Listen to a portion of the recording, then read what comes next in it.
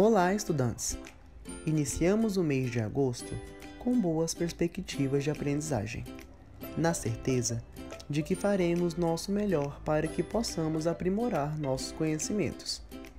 Neste bimestre, abordaremos a temática de jogos e brincadeiras. O meu nome é Marcos Henrique da Silva Alves.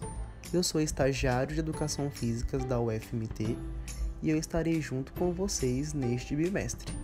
Vamos lá? O que é o jogo? O jogo é uma linguagem que possibilita a transformação de ações e objetos que devem ser desenvolvidos numa perspectiva lúdica, com o objetivo de que a criança se comunique, se expresse e se comporte de uma forma criativa e crítica. Sendo assim, então, uma atividade dinâmica que se transforma de um contexto para o outro, de forma que cada criança pode modificar a sua brincadeira e aprender e desenvolver vários aprendizados.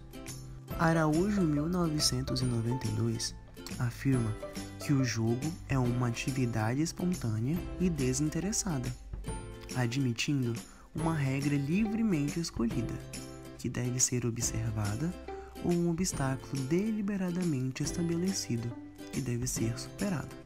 O jogo, assim, seria uma atividade livremente, conscientemente tomada como não séria e exterior à vida habitual, mas ao mesmo tempo capaz de absorver o jogador de maneira intensa e total. É uma atividade desligada de todo e qualquer interesse material, com o qual não se pode obter qualquer lucro, praticado dentro dos limites espaciais e temporais próprios, segundo certa ordem e certas regras. Apesar de que quando é citado de que com o jogo não se pode obter qualquer lucro, é de questão financeira, pois a criança tem um lucro maior e incalculável com o jogo, que é o aprendizado, contando que é com este aprendizado adquirido que é levado para toda uma vida. Então, pessoal, agora vamos adentrar na origem dos jogos. Vamos observar a evolução dos jogos através dos tempos. Acredita-se que na época primitiva, considerada a época das cavernas, as pessoas aprendiam tudo sobre os afazeres dentro da sociedade através da relação direta com o que se pretendia aprender. Ou seja, aprendia a fazer fazendo. As mudanças foram acontecendo e com elas as pessoas tiveram que manter certa organização, de forma que com os afazeres foram divididos assim. Cada indivíduo tinha sua responsabilidade diante da sua família ou grupo.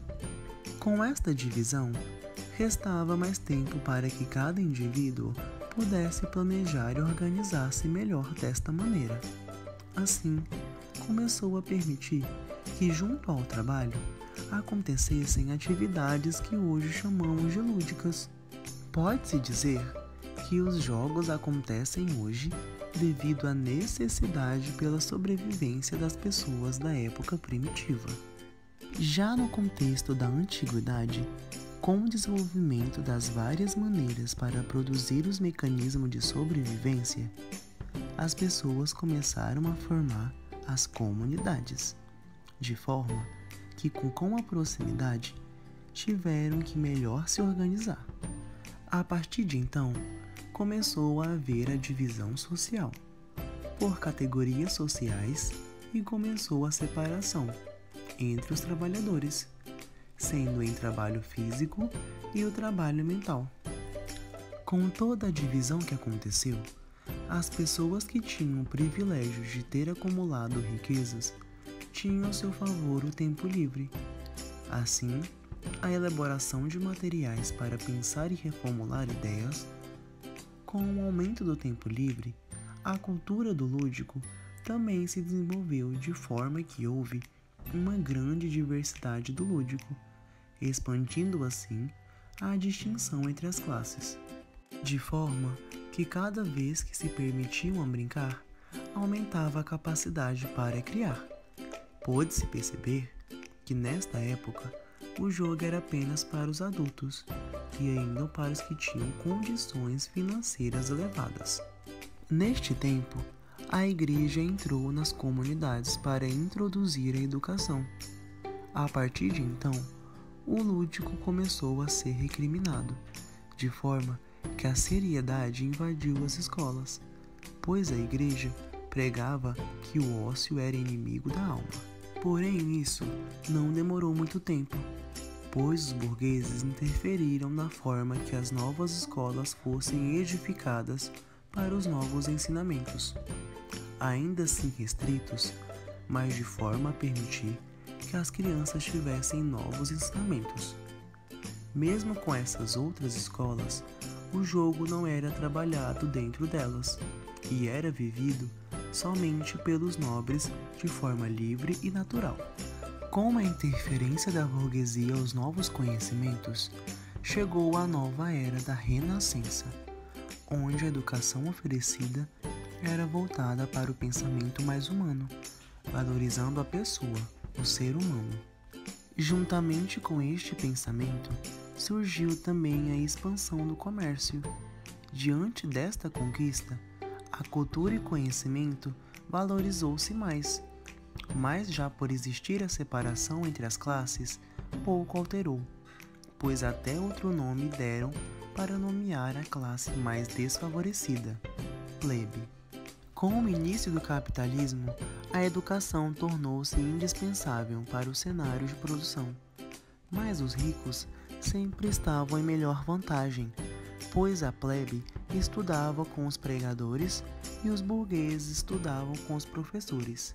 Como o capitalismo estava no auge, os jogos foram retirados do cotidiano da sociedade, pois, segundo os burgueses, a brincadeira não é uma característica para o capitalismo. Neste período, revivem a ciência, fazem renascer as artes e desperta a educação.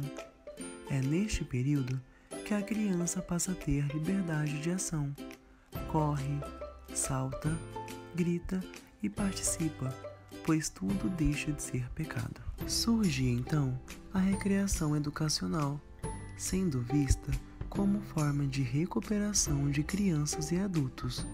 Surgem os grandes filósofos que ressaltam a liberdade e valorizam a educação moderna e criticam a tradicional. Inclui-se a educação física no contexto educacional.